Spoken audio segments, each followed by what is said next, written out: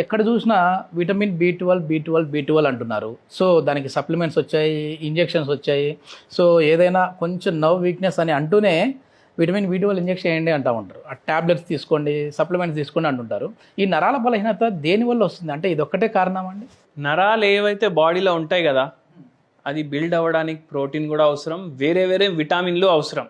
మనం బి12 గురించి ఎందుకు డిస్కషన్ పెడుతున్నాం ఈ మధ్య అంటే బి12 టెస్ట్ చేయించుకుంటున్నారు జనాలు. ఓకే, గంతే.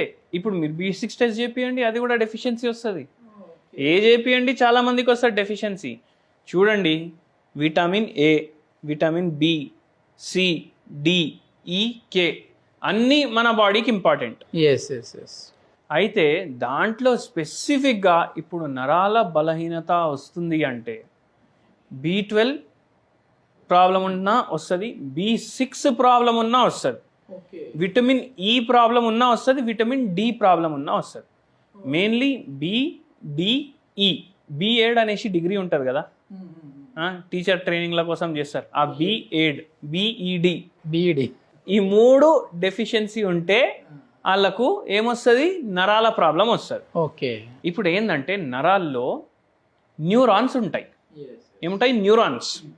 ఈ న్యూరాన్స్లా యాక్సాన్స్ ఉంటాయి, దాని పార్ట్లు మళ్ళీ స్పేర్ పార్ట్లు దానికి. యాక్సాన్లు, మైలిన్ షీటు. ఓకే, దానిపైన పొర కప్పు. ఇప్పుడు గివిట్లా డ్యామేజ్ వస్తుంది. ఇప్పుడు ఇది ఎందుకు అవుతుంది? ఒకటి బి12 డెఫిషియన్సీ, ఇంకోటి బి6 డెఫిషియన్సీ, ఇంకోటి డి డెఫిషియన్సీ. విటమిన్ డి అయితే మోకాల నొప్పికి చెప్తారు కదా అందరూ అనేసి మనకు డౌట్ వస్తుంది. కానీ డి వల్ల కూడా నరాల బలహీనత వస్తుంది తక్కువ ఉండడం వల్ల. మళ్ళా విటమిన్ ఈ. అయితే ఇప్పుడు ఇవి విటమిన్లు తక్కువ ఉన్నాయి ఒక మనిషిలా. మనం ఓన్లీ బి12 టెస్ట్ చేస్తున్నాం, వేరేవి కూడా డెఫిషియెంట్ ఉండొచ్చు కదా. ఓకే, మరి దీన్ని ఒకదాన్ని సరి చేస్తే సరిపోతుందా అండి? సరిపోదు. ఎందుకు సరిపోదు నేను చెప్తాను. బయటకు వెళ్ళి మీరు ఆ గోళీలు వేస్తున్నారు, 6 నెలలు వేసుకుంటారు, అయినా ఎంతోమందికి మళ్ళీ రిస్టోర్ అవుతలేదు. మళ్ళీ ఇంజక్షన్లు తీసుకుంటారు, పెద్ద పెద్ద సూదులు, మళ్ళీ దాంతో కొన్ని రోజులు మంచిగా ఉంటుంది, మళ్ళా కిందికి పడిపోతుంది. ఇప్పుడు ఇదెందుకు అవుతుంది అది చెప్తాను. ఓ పేషెంట్ వచ్చింది, నరాల బలహీనత ప్రాబ్లం, నేను నిల్చోలేకపోతున్నా సార్, నిల్చుంటే సూదులు గుచ్చినట్టు కాళ్ళల్లో అవుతుంది, అరికాళ్ళలో తిమ్మిర్లు, మంటలు. కానీ పేషెంట్ చెప్పేది మీరు చూడండి ఎంత విచిత్రంగా ఉంటుంది. అరికాల్లో సూదులు గుచ్చినట్టు అవుతుంది, మళ్ళా నేను పడుకుంటే అసలు పడుకోవడానికే వస్తలేదు, చక్కర్లు వస్తున్నాయి. ఓన్లీ నాకు ఇట్లా మొత్తం కడుపు బెడ్ మీద పెట్టుకొని ఇట్లా మలుపుకుంటారు కదా, అట్లా పడుకుంటేనే జర రెస్ట్. మళ్ళా మెడ లెఫ్ట్ కానీ రైట్ కానీ తిప్పితే మరలా చక్కర్లు. Okay okay. మళ్ళీ ఇక్కడ నుంచి కింద వరకు లాగుడు, విపరీతంగా లాగుడు. విటమిన్ డి ఏమో 7 ఉంది, బి12 ఏమో ఒక 95-100 మధ్యలో ఉంది. ఇంత తక్కువ ఉన్నాయి లెవెల్స్. మళ్ళీ ఇంకో కాంప్లికేషన్ ఏమొస్తుంది అంటే, ఇప్పుడు డయాబెటిక్ ఉంటారు చాలామంది, హైపర్టెన్సివ్ ఉంటారు, వాళ్ళు దానికి గోళీలు వాడతారు. అయితే ఆ గోళీలు వాడడం వల్ల ఇప్పుడు సింపుల్గా ఒకటే మీకు చెప్పాలంటే, మెట్ఫార్మిన్ గోళీ ఉంటుంది కదా, షుగర్ వ్యాధి వాళ్ళు వేసుకుంటారు కదా, ఆ గోళీ ఎప్పుడైతే కడుపులో పోతుంది, దాని తర్వాత మీరు రెగ్యులర్లీ తింటారు, మళ్ళీ గోళీ వేసుకుంటారు కదా, మనం గోళీ వేసుకోవడం తినడం చేస్తాం కదా, దాంట్లో ఏమవుతుందంటే మన గట్ హెల్త్ డిస్టర్బ్ అయ్యి మనం తినే పదార్థాల్లోకి వెళ్ళి విటమిన్లు అబ్జార్బ్ చేయకుండా చేస్తుంది ఆ గోళీ. Okay okay. ఇప్పుడు ప్రతి ఇంట్లో ఒక షుగర్ పేషెంట్, ప్రతి ఇంటికి కిరాణా దుకాణం నుంచి ఎట్లా సామాన్ పోతుంది అట్లా మెట్ఫార్మిన్ పోతుంది. అయితే వీళ్ళందరికీ ఏమవుతుంది, అందరికీ డెఫిషియన్సీలు వస్తున్నాయి. అయితే దీంతో మనకి ఏమర్థమైందంటే, విటమిన్ డెఫిషియన్సీలు ఇన్ని అవుతున్నాయి కదా, ఇవి ఎందుకు అవుతున్నాయి? ఒకటి మందుల ద్వారానే ఒక్కొక్కసారి సైడ్ ఎఫెక్ట్ అవుతుంది, మళ్ళా షుగర్ వ్యాధి వల్ల కూడా విటమిన్ బి12 అబ్జార్బ్ కాదు. షుగర్ ఉన్న వాళ్ళలోనే ఇవి చూస్తూ ఉంటాం సార్, మెయిన్ అరికాళ్ళ మంటలు కూడా వేసుకుంటారు కదా. అయితే షుగర్ వ్యాధి వల్ల విటమిన్లు సరిగా అబ్జార్బ్ కావు, బీపీ వ్యాధి వల్ల సరిగా అబ్జర్వ్ కావు, సరిగా నిద్ర లేకపోతే సరిగా అబ్జర్వ్ కావు. మళ్ళా దాని తర్వాత షుగర్లో అయ్యే కాంప్లికేషన్లు, ఇప్పుడు డయాబెటిక్ రెటినోపతి అంటారు, కంటి చూపు పోతుంది దాంట్లో. డయాబెటిక్ రెటినోపతి దాంట్లో ఎట్లా కంటి చూపు పోతుంది, అది మన నరాల పైన కూడా షుగర్ లెవెల్ ప్రభావం వేస్తుంది. Okay okay. దాంట్లో ఏమవుతుందంటే మన నరాలు ఏవైతే ఉన్నాయి పెరిఫరల్ ఏరియాలో అంటే కాళ్ళల్లో చేతుల్లో ఉన్నాయి అవిట్లో ప్రాబ్లం అవుతుంది, షార్ట్ సర్క్యూట్ అవుతుంది. ఉన్నట్టుండి కొంచెం షార్ట్ సర్క్యూటే అనుకోండి, లిటరలీ షార్ట్ సర్క్యూట్. ఎందుకు నేను చెప్తాను, ఇప్పుడు వైర్ ఉందా, అది కట్ అయింది, వైర్ ఫ్రీగా హ్యాంగ్ అవుతుంది. ఇప్పుడు పైన ఇన్సులేషన్ ఉంటుంది కదా ప్లాస్టిక్ది, అది లేదు, దాని లోపల నుంచి కాపర్ వైర్ హ్యాంగ్ అవుతుంది. ఇప్పుడు అది దేనికన్నా అల్మారీకో దేనికో అంటుకుంటే ఏమవుతుంది, కరెంట్ షార్ట్ అవుతుంది. అదే అవుతుంది. ఏమవుతుంది, మైలిన్ షీట్ పోతుంది, పైన పైప్ పోతుంది, లోపలిది మొత్తం అట్లనే ఉండిపోతుంది కదా. ఇప్పుడు అది ఇక్కడక్కడ తాకి అది డ్యామేజ్ అయ్యి ఏమవుతుంది, అక్కడ షాక్. ఎలక్ట్రిసిటీ ఇప్పుడు ఎక్కడ వరకు వాళ్ళు ఎలక్ట్రిసిటీ మీద నడుస్తుంది బాడీ మొత్తం. ఇప్పుడు ఈడ వరకు రావాలి మనకు, కానీ ఇక్కడెక్కడ షార్ట్ అయింది, అది అక్కడ ఎలక్ట్రిక్ ఇంపల్స్ కొట్టి మొత్తం చేతులలో తిమ్మిర్లు వస్తున్నాయని అనుకోండి మీరు. అదే అవుతుంది, వాస్తవంగా అదే అవుతుంది. నర్వస్ డ్యామేజ్ అయ్యి షుగర్ ఎక్కువ అవ్వడం వల్ల ఆక్సిడేటివ్ స్ట్రెస్ అయ్యి మనకు నరాలది వీక్నెస్ ప్రాబ్లం చాలా ఎక్కువ అవుతుంది. ఈ పేషెంట్కి కూడా గట్లనే అయింది. మనము హోమియోపతి మందులు ఇచ్చినాము, 8 years నుంచి బాధపడుతున్నారు పేషెంట్.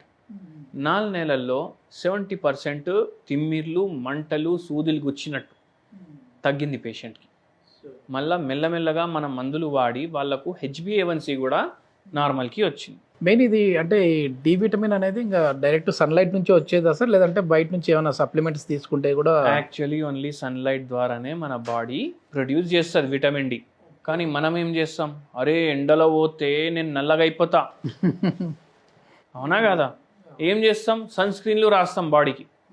సన్ స్క్రీన్ రాయడం వల్ల మన బాడీ విటమిన్ డి ప్రొడ్యూస్ చేయదు. ఆ క్రీమ్ అంతా కూడా పైన ఇది ఉండి అది రిఫ్లెక్ట్ అయిపోతాయి, దానివల్ల విటమిన్ డి ప్రొడ్యూస్ కాదు. సో B12 ఏమో మనకు నాన్ వెజ్ సోర్సెస్లోకి వెళ్ళి వస్తుంది, వెజిటేరియన్స్కి జర ప్రాబ్లం అవుతుంది. అందుకే వాళ్ళు ఏం చేయాలి, పాలు, పనీర్, పెరుగు ఇవి ఎక్కువ మాత్రలో తీసుకోవాలి. B12 మీకు వస్తుంది. మళ్ళా ఇంకా వేరే విటమిన్లు కూడా చెప్పినా కదా నేను, B6 చెప్పినాను, E చెప్పినాను, మళ్ళా D చెప్పినాను. ఎండకు కూర్చోండి, ఏం కాదు, నల్లగా అయితే ఏమవుతుంది, మనకు ఏం అయ్యేది లేదు. నల్లగా అయితే కూడా మనకు హ్యాండ్సమ్ ఉండొచ్చు మనం, అవునా కదా. సో అది మీరు ఇగ్నోర్ చేయండి, ఎండలో కూర్చోండి డైలీ ఒక 1/2 hour, 15 నిమిషాలు మీరు స్లీవ్లెస్ వేసుకొని షార్ట్స్ వేసుకొని ఎండలో కూర్చుంటే మీకు 1 day కోసం ఎంత విటమిన్ డి కావాలి ఎంత ప్రొడ్యూస్ అవుతుంది. సెకండ్ వచ్చేసి ఏంది, B12 కోసం మీరు నాన్ వెజ్ సోర్సెస్ తీసుకోవచ్చు. చేపల పులుసు ఉంటుంది కదా, మీరు చేపల పులుసు వారానికి 3 సార్లన్నా 4 సార్లన్నా తీసుకోండి. వారానికి 3-4 సార్లు తీసుకోండి. మైండ్లో ఏం పెట్టుకోండి అంటే ఇంట్లోనే వండుకోవాలి. ఇంట్లోనే ఎందుకు వండుకోవాలి, బయట పోతే వాడు ఇంత ఆయిల్ వేస్తాడు. మీరు బయట చేపల పులుసు చూడండి, పైన మొత్తం నూనె లేయర్ ఉంటుంది, అంత నూనె వద్దు మన బాడీకి, మళ్ళీ ట్రైగ్లిసరైడ్లు పెరుగుతాయి. అందుకే ఏం చేయండి అంటే తక్కువ నూనెలో పులుసులాగా చేసుకోండి మీరు. మళ్ళీ ఏం చేయాలంటే ఇప్పుడు దీంతో మనకు విటమిన్ B12 వస్తుంది, ఈ vegetarian sources, non vegetarian sources. మళ్ళా వెరీ ఇంపార్టెంట్లీ ఏంటంటే B6 కూడా అంతే ఇంపార్టెంట్. ఓకే, ఇప్పుడు వరకు ఎందుకు ఎవరు చెప్తలేరు, ఎందుకంటే ఎవరు టెస్టులు చేపిస్తలేరు. అవి టెస్టులు చేపిస్తే అవి కూడా బయట పడతాయి. B6 ఒకటి, E ఒకటి. ఇప్పుడు ఒక మంచి హోమ్ రెమెడీ చెప్తాను మీ అందరికి. B6 కూడా కవర్ అవుతుంది, విటమిన్ E కూడా కవర్ అవుతుంది. ఓకే, ఏం చేయొద్దు. ఇప్పుడు వారానికి ఎన్ని రోజులు, 7 రోజులు డైలీ మీరు రొట్టె చేసుకున్నప్పుడు మెంతి ఆకులు ఉంటాయి కదా, అది ఏం చేయండి అంటే ఇంత మీరు ఇప్పుడు అది జొన్న పిండి తయారు చేసుకుంటారు కదా, ఆ పిండిలోనే అంత మెంతి ఆకులు కలుపుకోండి. ఏం తయారు చేసుకుంటారు మీరు, పరోటా లాంటిది తయారు చేసుకుంటారు, ఓకే అవునా, అది మీరు డైలీ తినాలి. ఎందుకు, దీంట్లో B6 ఉంటుంది, కొద్ది మాత్రం K కూడా ఉంటుంది. మళ్ళా ఒక్కరోజు మీరు ఏం చేయాలంటే పాలకూర పప్పు. ఓకే, పాలకూర పప్పు మంచిగా పాలకూర వేసుకోవాలి, దాంట్లో పప్పు తక్కువ ఉండాలి, పాలకూర ఎక్కువ ఉండాలి. దాని స్పెషాలిటీ ఏంటంటే rich in vitamin A, rich in vitamin B6, rich in vitamin E, ఇవన్నీ ఉంటాయి. అన్ని ఆకుకూరల్లో ఫుల్ విటమిన్లు ఉంటాయి. డైలీ ఒక పప్పులో ఒక ఆకుకూర వేసుకోండి. ఒకరోజు గోంగూర, ఒకరోజు కొనగంటి కూర, ఒకరోజు పాలకూర, ఒకరోజు మెంతి కూర. రైస్ తక్కువ వేసుకొని కర్రీ ఎక్కువ వేసుకోవాలి.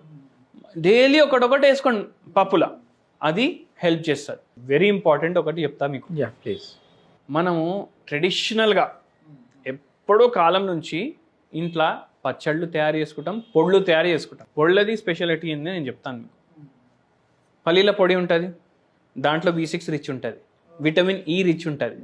మళ్ళీ పుట్నాల పొడి ఉంటుంది, దాంట్లో B1 B6 అండ్ మన విటమిన్ E రిచ్ ఉంటుంది. మళ్ళీ మసూర్కి దాల్ అంటారు, ఆరెంజ్ కలర్ దాల్ వస్తుంది ఒకటి పప్పు, అవును, దాంట్లో కూడా B6 రిచ్ కందిపప్పు, కందిపప్పు అంటారు కదా, కందిపప్పు B6 రిచ్ ఉంటుంది. మళ్ళీ దాంతోపాటు మనకు విటమిన్ E కూడా రిచ్ ఉంటుంది. మళ్ళీ A B E ఇవి మీకు మన పెసరపప్పు ఉంటుంది కదా, పెసరట్టు తయారు చేసుకుంటాం, అవును, దాంట్లో ఫుల్ రిచ్ ఉంటుంది. అయితే మీరు ఏం చేయాలంటే ఈ పెసరపప్పు, పుట్నాల పప్పు, మళ్ళా కందిపప్పు 3 గ్రైండ్ చేసి పొడిలాగా తయారు చేసుకోండి. 3 గ్రైండ్ చేసి పొడిలాగా తయారు చేసుకునేటప్పుడు కొన్ని మిరియాలు కూడా వేయండి పొడి తయారు చేసుకునేటప్పుడు. ఎందుకు? మిరియాలు ఎట్లా పనిచేస్తాయంటే మనం తినే వాటిలో విటామిన్లు మంచిగా అబ్జర్వ్ చేసేటట్టు చేస్తుంది మన బాడీలో. ఇంటెస్టైనల్ ఏదైతే మూమెంట్లు ఉంటాయి అవి కరెక్ట్ అయ్యేటట్టు చేస్తుంది. మలబద్ధకం తగ్గించడానికి హెల్ప్ చేస్తుంది, ప్రీబయోటిక్ లాగా పనిచేస్తుంది. ఇన్ని బెనిఫిట్స్ ఉన్నాయి. కానీ మనం ఏం చేస్తాం, కారం పొడి అనేసి చిల్లీ పౌడర్ వాడతాం. దాంట్లో అంత మెడిసినల్ ప్రాపర్టీస్ ఉండవు, ఎంత అయితే మనకు మిరియాల్లో ఉంటాయి. ఇంకా ఎక్కువ అల్సర్ని పెంచుతూ ఉన్నాయి ఈ కారం పొడి వాడడం వల్ల. మన కారం ఎక్కువ తింటాం మనం, కానీ మిరియాల పొడి వాడండి మీరు, చాలా హెల్త్కి కూడా బెనిఫిట్ ఉంటుంది. మెయిన్ సోర్సెస్ ఈ పప్పులు, మన పొడులు. మనం ఏం చేస్తాం, ఏముంది బా, ఇంటికి పోతే అమ్మ ఏం చేస్తుంది, మనకు పప్పు ఇస్తుంది, రైస్ ఇస్తుంది, దాంట్లో మనం పొడి కలుపుకొని తింటాం అని బయట పిజ్జాలు, బర్గర్లు, మళ్ళీ బిర్యానీలు ఇవన్నీ తింటున్నాం. దాంట్లో ఏముంటుంది? మీరు ఇంటికాడ మంచి hygienic and vitamin rich food తింటారు, అది మనం మైండ్లో పెట్టుకోవాలి. ఎందుకంటే ఈ మధ్య అంతా పిజ్జాలు, బర్గర్లు అయిపోయింది కాబట్టి మొత్తం అసలు ట్రెడిషనల్ ఫుడ్డే మర్చిపోద్దాం. అవును. సో ఇది మొత్తానికి ఏంటంటే నరాల బలహీనత రావడానికి కారణం కేవలం విటమిన్ B12 ఒకటే కాదు, సో చాలా వరకు అయితే ఉన్నాయి. దీన్ని మనం ఫుడ్తో దీన్ని రీప్లేస్ చేసేసుకోవచ్చు, మెడిసిన్స్ వరకు వెళ్ళకుండా. లేదు అని అంటే హోమియోపతిలో అద్భుతమైన మెడిసిన్ అయితే ఉంది అని చెప్తున్నారు చేతన్ రాజు గారు.